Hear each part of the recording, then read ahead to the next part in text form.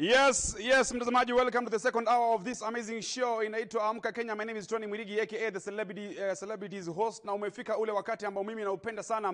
Ni wakati ambao mimi kama kapteni wako, kazi yangu ni kukufahamisha barabara za kutumia asubuhi na jinsi ilivyo asubuhi katika barabara mbalimbali hapa Nairobi. Nyuma yangu kuna Jogoo Road. Nimeambiwa na mwelekezo wangu kwamba hii ni barabara ambayo Waluya wanapenda kutumia sana Nairobi. Manake it's a Jogoo Road. I don't know if you get that joke. But before nikueleze hali ilivyo katika barabara ya Jogoo Road, naomba nikukumbushe swali la siku ya asubuhi. Mtazamaji, remember tumekuuliza swali ya asubuhi ya leo.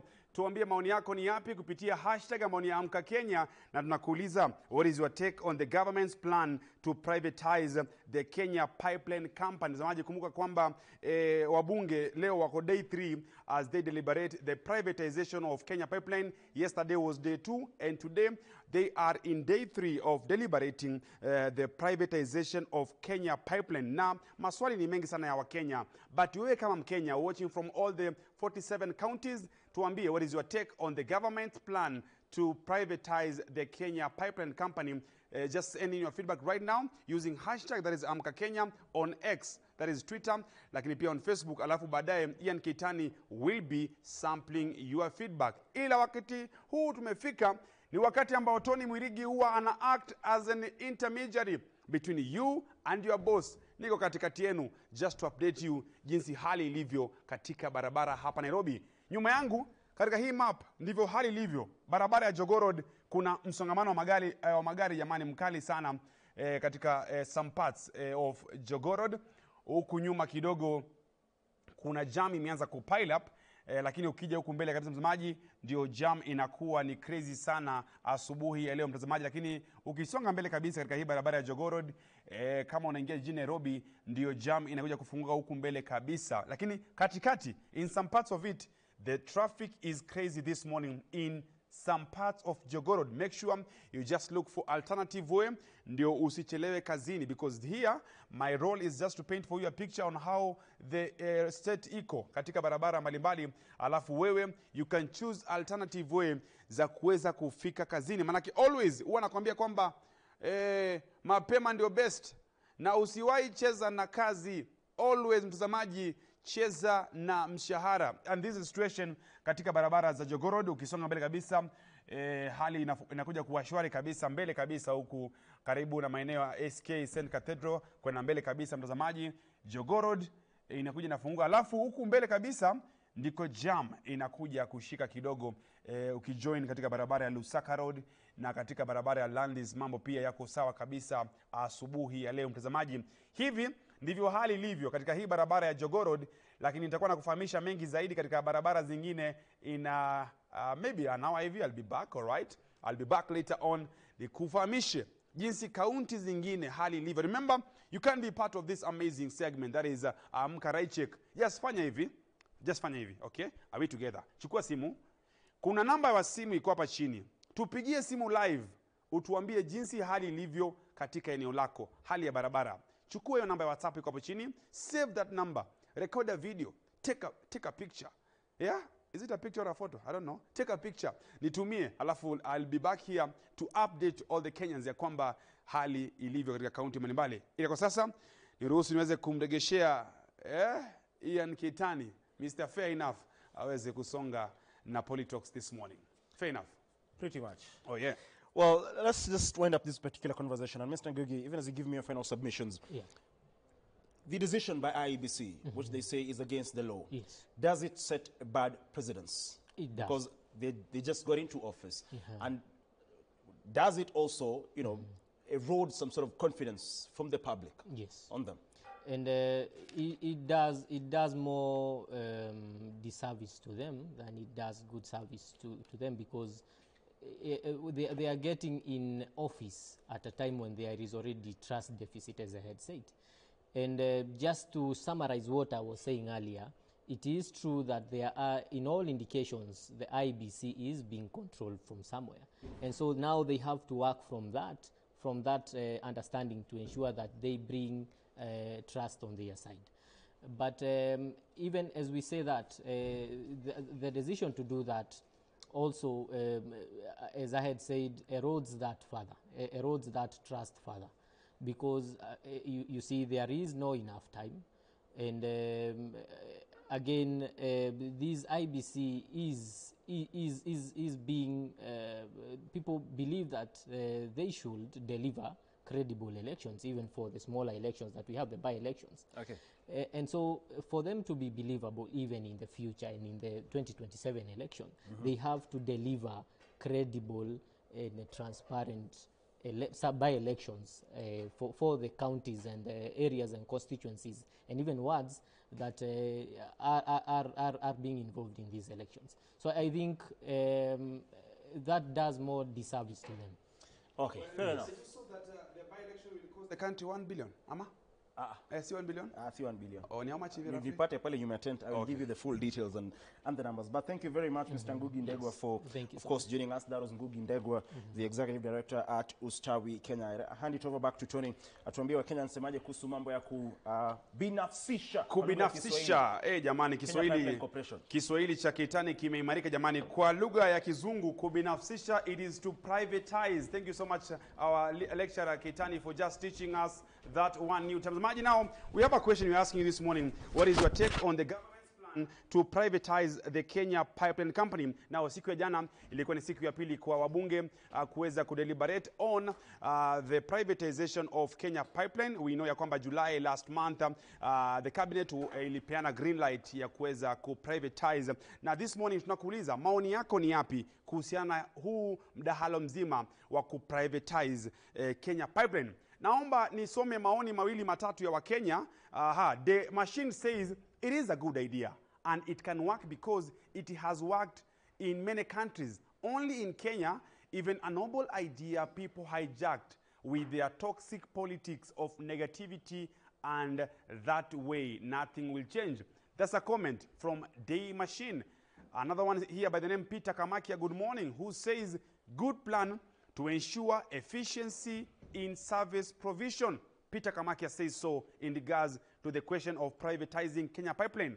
We have a comment from Jaluo Gaddafi, what a name, who says that one can't bring change on it. All right, that's a comment from Jaluo Gaddafi, who says there is no any change it can bring. We have a comment from Enoch Ongera, who says wacha wawape pipeline tubaki na mafuta. Well, that's a comment from Enoch Ongera. Let's now take a look at the comment za Wakenya mbalimbali. Mtazamaji, asubuhi leo tuambie unaochu ukiwa wapi, alafu mambo yatakuwa fiti sana, because just for a matter of just kukumbusha asubuhi leo tunakuuliza, je, maoni yako ni yapi? What is your take on the government's plan to privatize the Kenya Pipeline Company? Na just to add something ni kwamba mwezi uliopita Kitani, mwezi uliopita wabunge ama baraza la mawaziri lilipeana green light, right? Yes. Kwa serikali kuweza kupeana privatize au kubinafsisha Kenya Pipeline, na kumekuwa na mdahalo kwa Wakenya wengi wakitoa maoni mbalimbali. Hii itasaidia kuweza kuongeza faida kubwa wakati watapeana that is Kenya Pipeline kwa watu binafsi.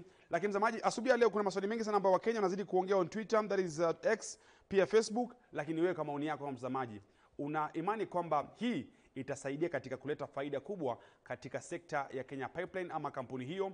Lakini maoni yako tunayakubali. Keitani atakuwa anasoma more feedback this morning. Lakini kukumbusha tu, what is your take on the government's plan to privatize the Kenya Pipeline Company? Tuambie maoni yako kupitia hashtag ambao ni Amka Kenya. Tupigie simu live. Pia tuko na WhatsApp namba hapo chini. Tutumie feedback yako, alafu we shall be sampling them here on Amka Kenya. Keitani. Shukran sana Tony Mwirigi, naona kwamba nimekufunza neno moja, kubinafsisha kwa lugha ya Kiswahili. That is to privatize. Yes, asante sana. All thanks to one Shaban Ulaya. Now, it is time for Amka Politalks right here on Amka Kenya. And this particular morning, I'm joined by one Patrick Osoi, who's the leader of FBI and also a presidential candidate. When I talk about FBI, I talk about that is fighting brutality and impunity. Very good morning to you, sir. Good morning to you, Kitoni. Thank you very much for making time. It's been, is it a month or so? It has been a while, at least 10 days in custody. And other days, I think I wasn't here. But we thank God all is well. The more we get into such environment, the more we get shaped to where we want to be. fair enough. Right. Before we talk about where you want to be, because I Right. also want to hear from you in terms of, I don't Right. want to hear from you, from you know, the lead, Right. the FBI leader and the security bit of it, and then also Right. want to hear from Osoi, the presidential candidate. No. But let's begin with the security bit of it, and let's talk about the FBI, the fighting brutality and impunity. Do let us know the thinking behind the formation of this particular unit, and you know, yourself as well as Hiram and you know, Kop Shakur. Right. What is the thinking behind this you know, FBI? Oh, right. So there's something that we realized, and this is something that I want to pass to the members of public or to the Kenyan citizen. We sat down and realized we have secrets of what is supposed to be done in this country. We realized that for the longest time that we've been having the method of the management way to fight two elements for the top management to continue to do what they need to do. So in this case, I'm saying that the Kenyan police, for example, or our police agencies in Kenya, as is provided in Article 237, are subordinate or are supposed to work for the Kenyan citizen, not even for the politician. So at the same time, we realized that the police, people in uniform, are in the mission whereby they are incited to fight the Kenyan citizens, and this fight makes the political class, or rather people in a political class, to continue to either loot this country, to continue to mismanage this country, to continue to have impunity in this country, to continue to have injustices in this country. So we realize that now what we need to have, that you remember even how Iram Kimathi got out of service. It's actually the job that was supposed to be done by NSCIC, bringing coercion between the civilian and the Kenyan people. Because we, for many years, people have thought that the police are the enemies, or either the police, they have thought that the civilians or even the citizens of this country are the enemies. But now what we are telling them, you know what? We are not the enemies. We are actually meant to have cohesion, work together, join work together if we have to make this country or to change this country to what and where we want to take it.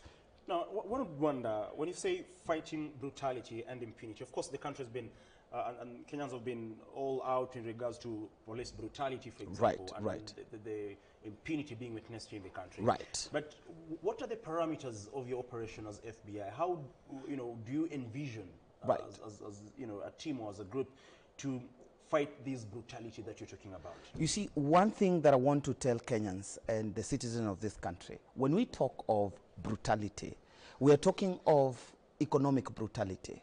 We are talking about bad governance brutality. We are talking about agricultural brutality. We are talking about investors' brutality, whereby an investor is expected to pay more than 37.7%. And that is the brutal aspect that we are talking about. We're not just talking about the physical engagement that we have seen before. And I want to attest to Kenyans this, that even on my arrest date, that when the police, I realized and I got to know that the police were looking for me. Absolutely, someone of my caliber, I need to have intelligence to know what is happening. So when I realized where the police were, what I did is, it was wise thing for me to go to where they were. So I went to their Subaru and told them, I think you guys, you've been waiting for me for a long time. I had a few businesses to attend to. Reason being is that the person who has been sent to come and arrest me basically might not even know what the reasons of coming to arrest me. So what I'm saying is that the approach that we're supposed to have as the Kenyan people, and what we need to do as Kenyan people, is to understand that when you see a police officer in the street, when you see a police officer coming to arrest you, it doesn't matter how many Subarus they have. The fact is that they might not clearly understand the mission. So what we are talking and what we are telling people as fighting brutality and impunity, and even telling our police officers, no, you know what? Before you commit or before you go for an arrest, please check the provisions of the law, check the provisions of the Police Act, see whether you are within the scope of the law, so that you don't find yourself probably violating the law, because that is the only way to understand and to know unlawful commands. Unlawful commands are those commands that violate the rights of a citizen or the right of the person who is to be arrested. So we, as the fighting brutality and impunity, we are actually bringing that coercion to make sure that we tell the police, you know what, that weapon is not meant to arm the Kenyan citizen who is not armed with anything. That weapon is meant to protect the Kenyan people from external or internal threat within the country. So, and then again, to the citizens of this country, we are telling them, you know what, this police and the military, you've seen before military being embraced by the citizens of this country, is to tell the security agencies that the security agencies, you are working for the Kenyan people. You're not working for that political person who is in the top of the or in the office. You can only work for him as a Kenyan citizen or like any other Kenyan citizen. Okay. So that is where and what we as the fighting brutality we are. We are actually fighting all brutality, including the payslips of members of public service in this country, where the payslip is so shrinked. So those kind of brutality are the brutality that we want to make sure that we fight, and we make sure that we have the country that is caters, that is fair, that is just, and that is which can cater for its citizens. From what you're saying, what I get is that, you know, even the officers who came to arrest you were, you know, on orders from someone. Absolutely. High up the ranks. Right. Now, I want to talk about not just you who was arrested. Right. You know, the talk of terrorism. Right. Rose, correct. You know, during the court sessions when you were presented at the Kahawa Law Courts. Right. You're not the only person, because we've seen even protesters who are arrested, you know, charges of terrorism being leveled against them. Now, Osoy, the security expert as well. Right. I mean, what are we staring at? There are things that I want to speak today, and I want to say that we should not even rush to these by-elections that I've heard people say. If still the members of parliament that are in parliament today cannot cater for the interests of Kenyans that are at stake right now. If we check the provision of Anti-Terrorism Act 2015, brought a lot of heat even within the country, because the people who crafted it, they crafted it to weaponize it so that they can use it against Kenyans or people that are of no terrorism caliber. I'm saying this because in 2014, I also trained in international counterterrorism in Egypt. Mm-hmm. So what we were trained and taught and being able to handle terrorists is not the kind of things that we are seeing today. Remember, this one is also affecting our foreign policy, our foreign relationships. It is also affecting our diplomacy relationship, because a country that has a number of terrorists, a country that has a lot of people that are referred as terrorists, what it happens that you have a problem with the diplomatic relationship. So it becomes more scrutinized as a Kenyan, because you tell someone you're a Kenyan and you're like, oh, so you're coming from a country that has terrorists, because terrorism and terrorists is not a simple thing as we do. And the act was actually enacted for the reasons of dealing with Al-Shabaab. It was not enacted to deal with the Kenyan people. And what we are seeing today is the brutality of weaponizing even judicial service, or even our legislature. Before you continue, let me just get this right. You said the Terrorism Act was, you know, put in place or brought to fight the Al-Shabaab. Yes. Not Kenyans. No, not Kenyans. What if there are, you know, Kenyans who are engaged in terrorism activities? This same law would still apply to them. Let me say this. If today I find you with a weapon, it does not necessarily narrow down to a terrorist. You could be an armed robber.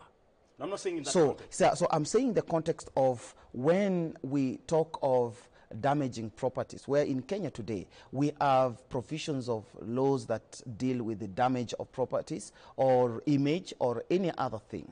There are provisions of charges that we can narrow down to it than terrorism that destroy the diplomacy relationship of this country. So what I'm saying that terrorism or a terrorism act is a very intense level of dealing with Kenyans people.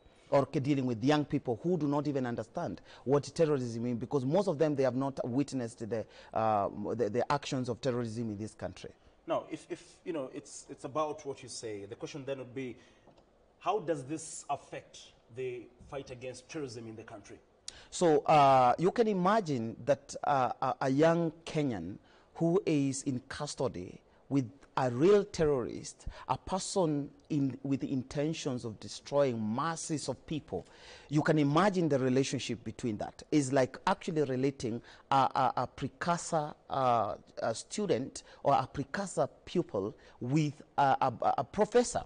Because that means that the relationship, there is no correlation between a terrorist who is planning to use weapons, who is trying to use IEDs to destroy masses of people in this country. So I think we need to put things in place, and we are actually misappropriating the word terrorism. And we really need to do it, because I have told you, Kitoni, today, if you are traveling to the US, you're traveling to the UK, you're traveling to other places, when people look at you as a Kenyan and with a lot of cases of terrorism, now that becomes something else. I want to tell you today, the scrutiny of members of people from Somalia to the United States, where I've stayed for more than 4 years, is that their view, the view of those people is different from any other world persons coming from any other place in the world. So it is really wrong. And I want to request the members of parliament that are in parliament today, before even we go to by-elections, how well can we go back and make sure that 2015 act of terrorism is revised to the standard of terrorists, not to the position of destroying properties, or rather, you know, it must be defined that you want the intentions to radicalize people and do an act of mass destruction. Okay, fair enough. Right. Let me go back a little bit. You said when you knew, or you got intelligence or information, Right. that the police were looking for you, you presented yourself. Right. You went to where they were. Right. That is correct? That's very correct. Now, there seems to be some bit of confusion here. And Right. let me just ask, because Yes. on your Twitter handle on 30th of July, Right. they said, "Free Patrick Osoi." Right. His Excellency Patrick Osoi was abducted last night by a contingent of heavily armed men. Reasons for this are still unknown. So which is which? Let me say that the people that handle my social media, or even the Kenyan citizen, they should differentiate between abduction. Like Hiram Kimanthi was abducted. Abduction means that you take someone and you expose them to conditions of torture, I would say that, and put them into a boot of a vehicle. So that is an abduction act. It's not an arrest act. So, and what I want to say that nobody knew about my whereabouts on what I did, because it's a mission that I had only my team that were not in the communication but in the security. And I told them, let me just move forward and get to see what these people want. And just in case of any eventualities that may end up to something that is not an arrest, then we can proceed to see how we can engage them. Because we are not intimidated.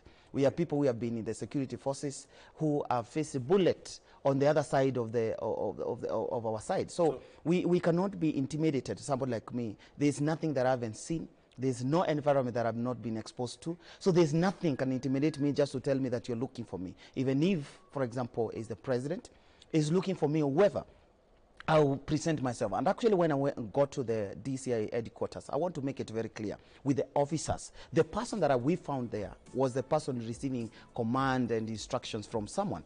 And I clearly asked them who was that person that he was receiving instructions from. And because we are all in security and security is fast, we have to help each other.